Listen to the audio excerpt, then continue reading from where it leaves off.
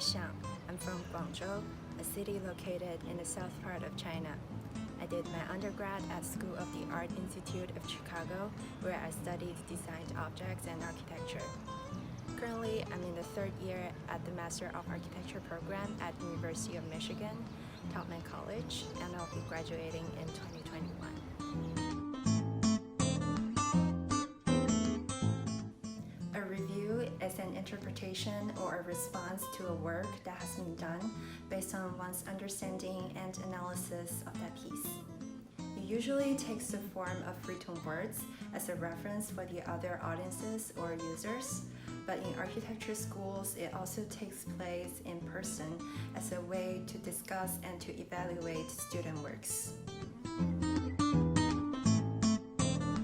What is a review? Literally. Re, a prefix that is used to indicate repetition. View, meaning to look. We put these two parts together, then we have to look or see again. Easy. But in fact, that's not all it means. It can be used both as a verb and a noun, and there are all these other definitions. But we are not going over all of them today. Instead, let's focus on how the word is commonly used in architecture schools. In architecture schools, instead of evaluating students through written exams, reviews take place periodically for students to test out ideas in front of a group of audiences. That usually includes their studio instructors, internal and external guests, and their fellow students. Why is it so important? For students, they get feedback about their projects, and they also learn to explain and contribute to the discipline along the process. For the discipline of architecture, a review provides an opportunity for discussions and produces knowledge through conversations. As a student, reviews are actually my favorite event this semester when I can see everyone's work at the same time. It's like an exhibition and a celebration. Now you know what a review means in architecture schools and why we have it. How do you prepare for it? Well, be sure to stay up late the night before, otherwise you will screw up the next day. After all the hard work, it's finally your turn now.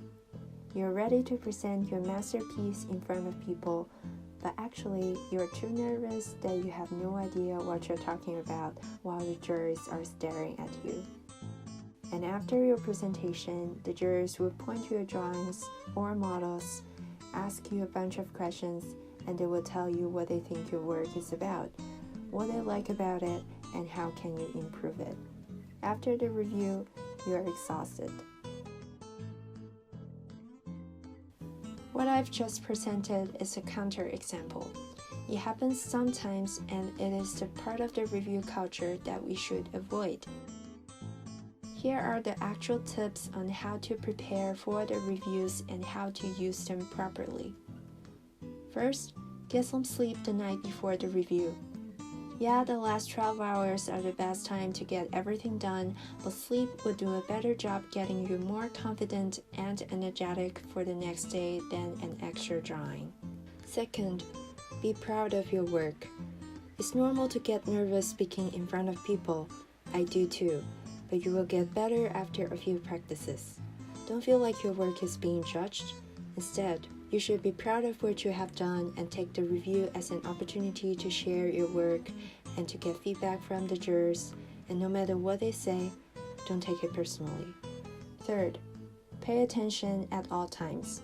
It's a respect to all the other students as well as the jurors who might be flying across the country to review your work.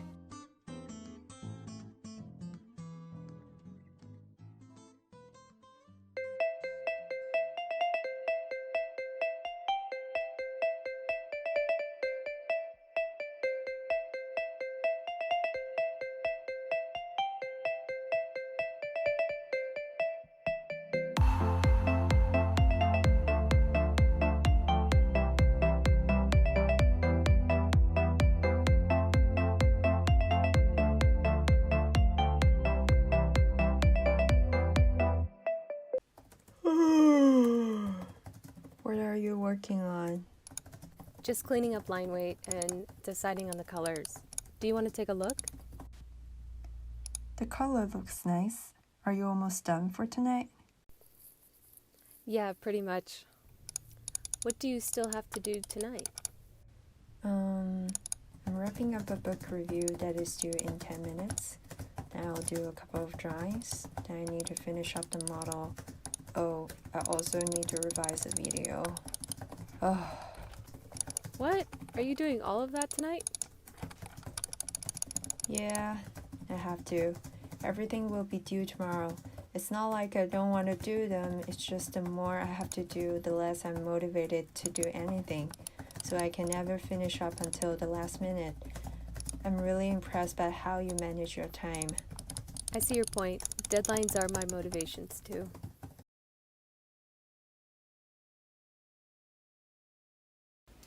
Now you're done with all the work, let's display it on Miro. First, you need a space. Let's give it a name. In this space, you can create walls to pin up your drawings or divide your work into zones by making frames. You can also name the board by double-clicking and change the proportion and size of the walls according to your need. Next, import your work, and there are two ways to do it.